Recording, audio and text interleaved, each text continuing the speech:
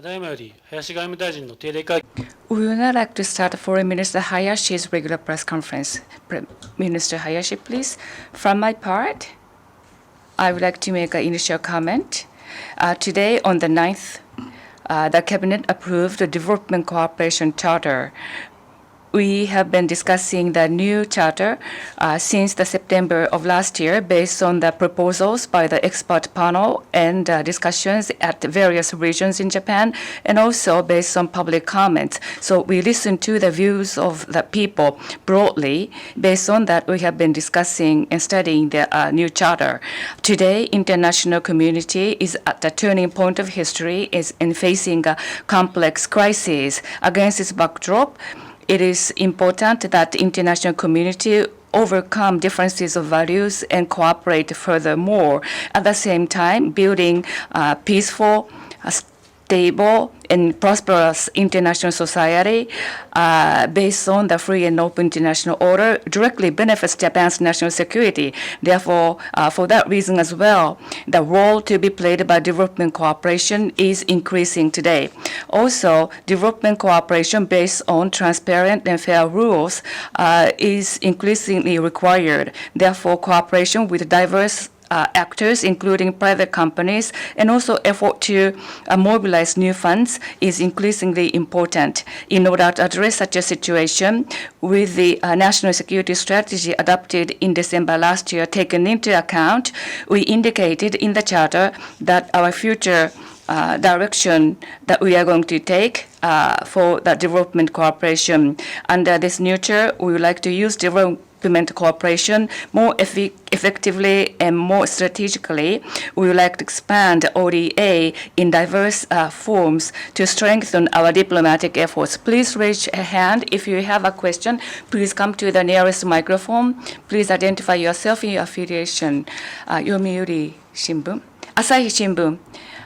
You just mentioned regarding the Development Cooperation Charter. In the process of reviewing, there was a concern for the possible use of the ODA for military purpose. Actually, in Myanmar, the cruise ship provided has been used for military purpose. In order to avoid such an eventuality in the future, what kind of measures are you going to take for recurrence prevention? And also, if there is no reason, please indicate reason.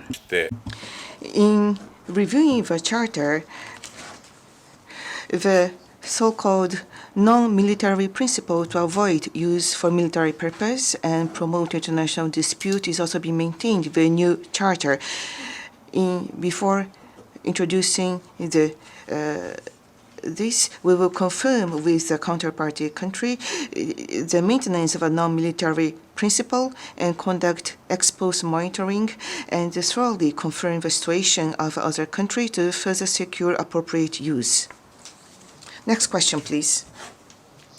Kyodo Tsushin, please. Katsurada from Kyodo Tsushin. About a flood caused by the collapse of a dam in Ukraine.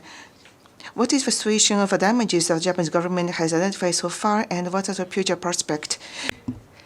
Yes, along the Dnipro River at the Kakhovka Hydro Power Station, dam breached, and people in the downstream have to evacuate.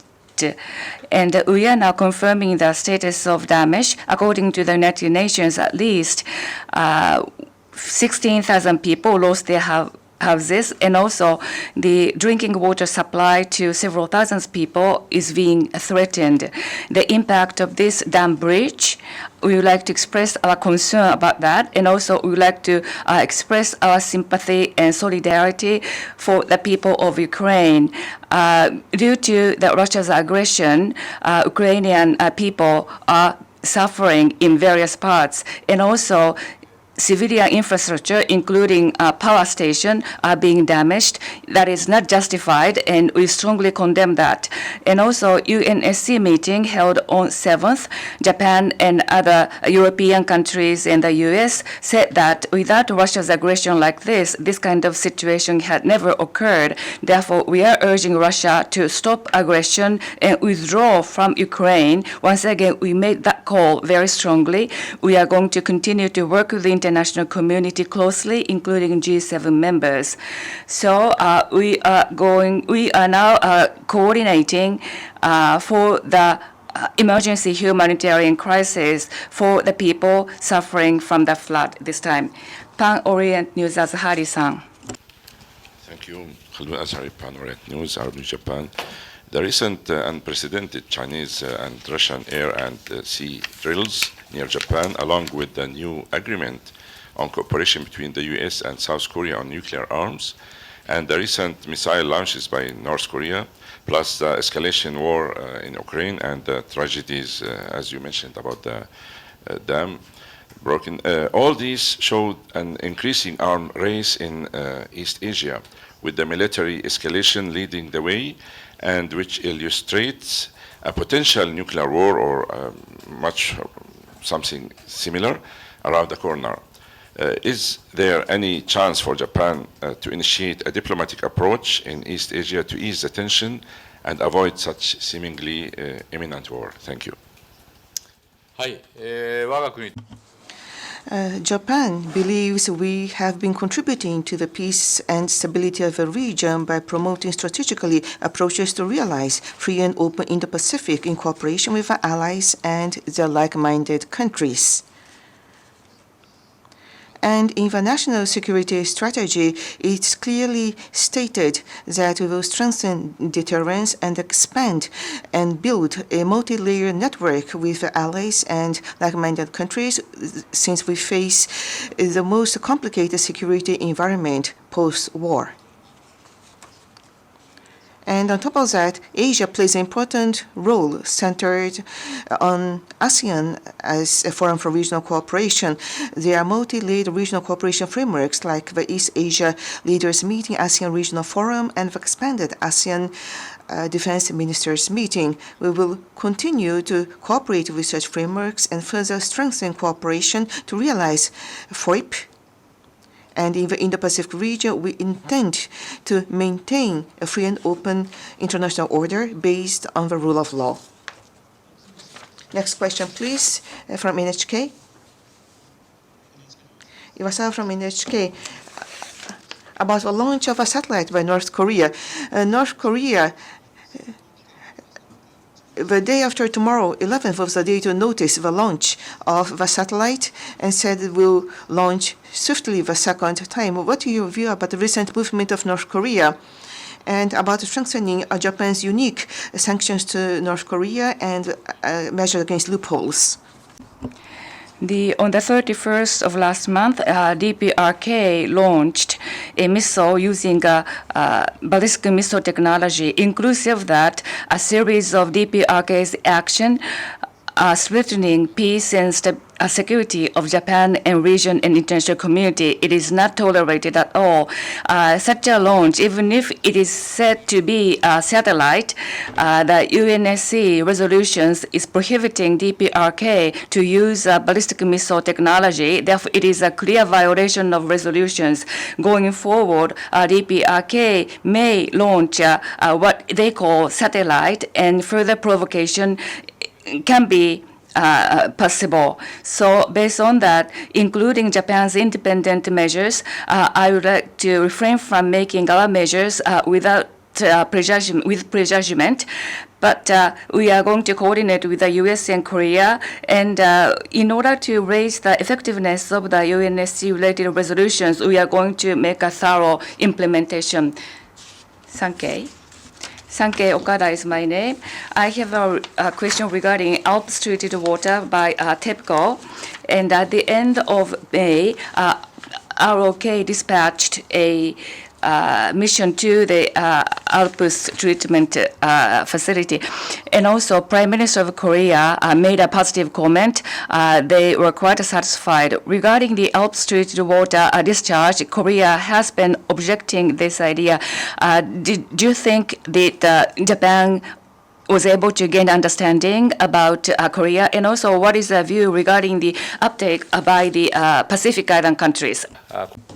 With regards to ROK, we had meetings of Director General's level to explain about the safety of Alps treated water based on scientific grounds. and the 7th of May, based on the Japan ROK leaders meeting, a mission by the Korean experts came. On the 22nd of May, there was a meeting with the Japanese side, and from the 23rd to the 24th, they visited TEPCO's Fukushima Daiichi nuclear power plant to see the facilities related to the release to the sea of Alps treated water. And through that, Japan continued to provide careful explanation and information. And on the 25th, there was a meeting in Tokyo, and Japanese side provided explanations based on scientific grounds, answering to questions by ROK. Through this meeting, we hope this will lead to better understanding of ROK. By receiving this mission from ROK, this time we will continue to provide sincere explanation based on scientific grounds with high transparency and explain about the safety of Alps treated water sea release and have their further understanding. And with high transparency and based on scientific grounds and sincere explanation, not only to South Korea, but also to other countries also, we plan to take the same response. Last question from Yomiuri Shimbun. Yoda from Yomiuri Shimbun. About China and Okinawa, I had a question. On the 4th of June, at the People's Daily of China, there was a news that President Xi Jinping said that when he was working at Fuzhou, there was a Ryukyu pavilion and Ryukyu cemetery in Fuzhou, which shows close relationship between Fuzhou and Ryukyu. What is your interpretation of this report? I am aware of that media report, but I would like to refrain from making a comment on each and every one of media reports within China. Thank you. This concludes the press conference.